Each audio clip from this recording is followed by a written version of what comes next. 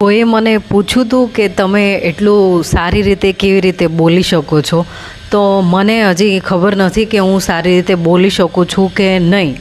કેમ કે અમુક વાર મારાથી ભૂલો થાય છે અને આઈ એક્સેપ્ટ ઇટ કે મારાથી ભૂલો થાય છે અમુક વિડીયોઝમાં, અને અમુક વિડીયોઝમાં હું સારી રીતે અને એકદમ ફ્લોમાં બોલી શકું છું.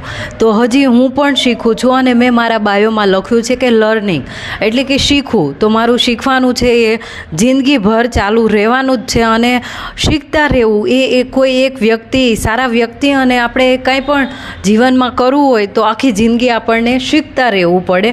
અને જ્યારે હું એવું વિચારી લઉં કે હવે હું હોશિયાર થઈ ગઈ છું અને મને બધુંય આવડી ગયું છે, તો ત્યાં મારા જીવનનો એક અંત આવી જાય છે. અને હું જ્યારે એવું વિચારું કે મારે શીખતા રહેવાનું છે આખી જિંદગી અને મને હજી આ આવડતું નથી, આ નથી આવડતું, તો બસ તો જ જિંદગી છે એ જીવવાની મજા આવશે. અને જીવનમાં તમારી આજુબાજુ કેટલાય એવા લોકો હશે અને તમને એ કહેતા હશે, અને એમને એ લોકો તમને કેટલાય મેણા અને ટોણા મારતા હશે કે કૃષ્ણા, તું આવું કરે છે, તું આવું બોલે છે, તું આવા કપડાં પહેરે છે, તારે આવું બોલવું જોઈએ, તારે આમ કરવું જોઈએ.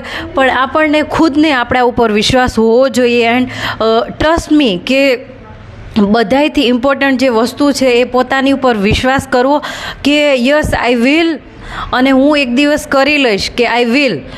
એ વિલ પાવર છે એ ખુદમાં હોવો જોઈએ, અને એ છે એ ક્યાંયથી કોઈ આપણને આપી ના દે, અને ખુદને આપણે આપણી જાત સાથે લડવું પડે.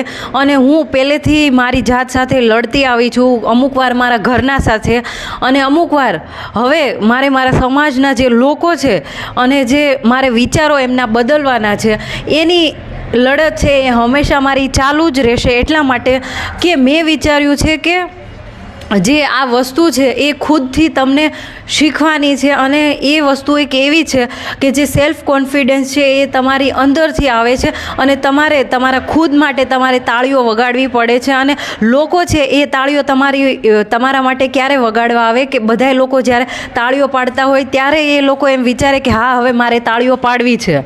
બાકી કોઈ દિવસ કોઈ તમારી તાળીઓ, અત્યારે હું એવું વિચારું કે કોઈ છે એ મારા માટે તાળીઓ પાડી દે, મને કોઈક એવું કહી દે કે વાહ કૃષ્ણા, તું બહુ સારું કામ કરી રહી છે, તું સારા વિડીયોઝ બનાવે છે, એવું કહી દે. પણ એવા 2-3 લોકો હશે મારા જીવનમાં, અને મારા ફેમિલી સિવાય એવા કોઈ લોકો નથી કે જે મને આમ બહુ સારી રીતે અને દિલથી એ લોકો મને સપોર્ટ કરતા હોય. એવા કોઈ લોકો નથી. તો એ મારે ખુદને કરવાનું છે. હું કોઈનાથી એવી આશા ના રાખી શકું કે કોઈ લોકો મને હેલ્પ કરી દે. એ મારે ખુદ મારી જાતે કરવાનું છે. તો એ છે સેલ્ફ મોટિવેશન.